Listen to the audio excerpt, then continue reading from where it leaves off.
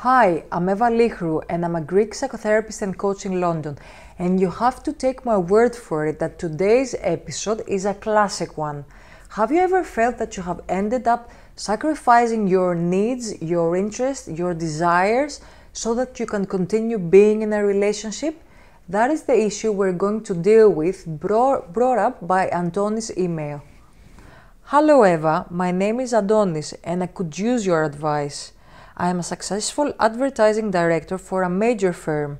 By devoting myself to my work, I have been able to come a long way in only a few years.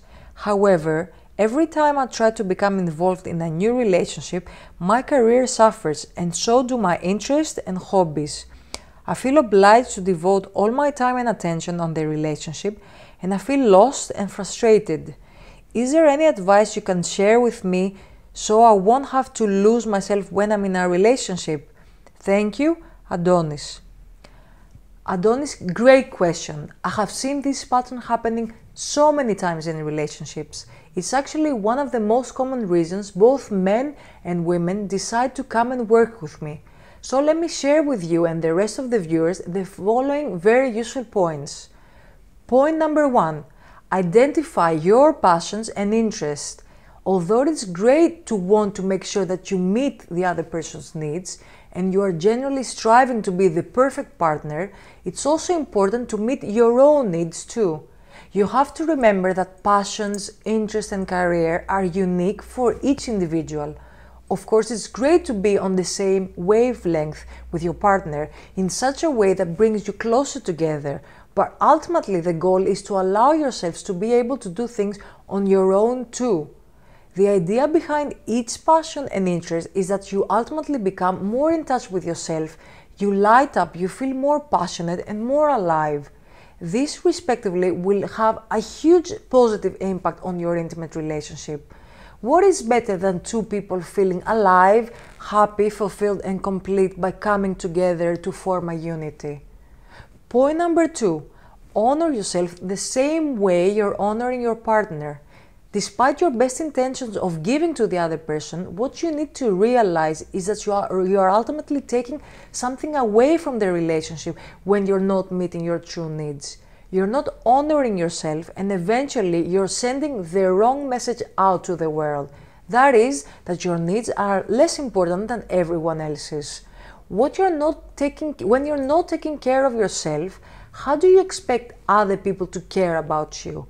It is your responsibility to treat yourself with the same respect as you are treating your partner. Otherwise, no one else will do it for you. Trust me, you will become more interesting, more alive and inspirational for other people too when you're in touch with your true self. So for example, if you need to spend time with friends every once in a while, please do so. If you and your significant other are not enjoying the same activities, it's important to support each other's interests, even and maybe more so when they're not shared. Final point for today, speak up for yourself. Being in a functional relationship means that there is room for both partners' needs. How can your partner know what you need if you don't voice it? It's very important that you take the time to identify your needs, your hobbies and your interests and share these with your partner. You also need to tell the truth about the things you like and don't like, what you are looking for in a relationship and how you feel at any given time. By telling the truth about who you are, you will attract those who genuinely like and appreciate the real you, not those who are merely impressed by a false facade. This in turn will help you raise your self-esteem, since being accepted and appreciated for who you really are will make you feel more accepting and appreciative of yourself. For example, do you want to go out for drinks with colleagues on a Friday evening after work? Share your desires with your partner and see how she might react and whether you can meet halfway in case there is a disagreement.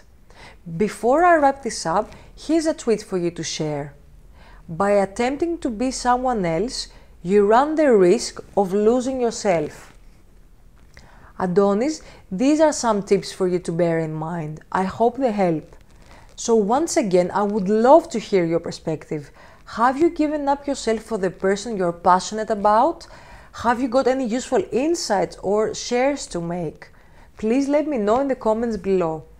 Sign up to receive updates from me at evalichru.com and don't forget to share this video with your friends. And remember, we all share the same challenges. As long as we share and learn from each other, the better the quality of our life is going to be. See you next time.